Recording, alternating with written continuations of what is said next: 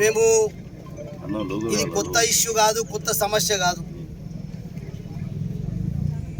మరి ఇలా రైతులు అరిగోస పడుతూ ఉన్నారు.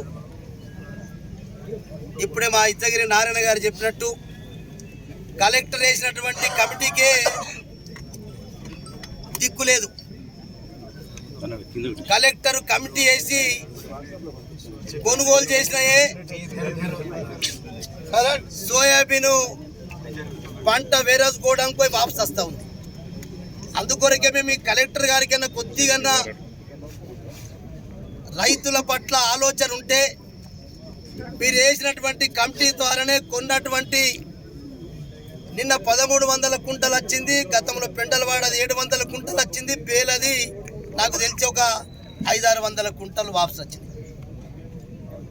మరి కలెక్టర్ గారిని ఇక్కడ గేటు దగ్గర ఉండి ఒకటే రిక్వెస్ట్ చేస్తున్నాం, కలెక్టర్ గారు మీరన్నా స్పందించండి. మీరు ప్రభుత్వానికి ప్రజలకు మధ్య జిల్లా వారధిగా ఉన్నారు.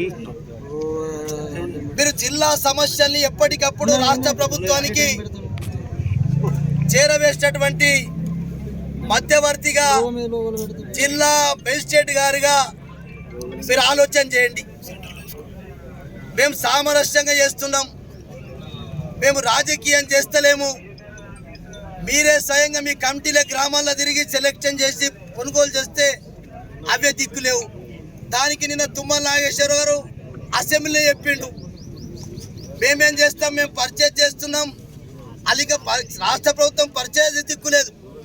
ఆ 25% నాపేడు చేసినటువంటి కోటనే అదే వాపసు వస్తున్నది. కానీ తుమ్మల నాగేశ్వరరావు గారు చేతులు ఎత్తేసి, వ్యవసాయం నాకు తెలుసు, నాకు తుమ్మల నాగేశ్వరరావు గారు బాగా దగ్గర మనిషి, ఆయనకు ఫామ్ హౌస్ తోటలు ఉన్నాయి. మరి ఆయన వ్యవసాయదారుడే కానీ ఎందుకు ఇట్లా మాట్లాడుతున్నాడో నాకైతే అర్థమవుతలేదు.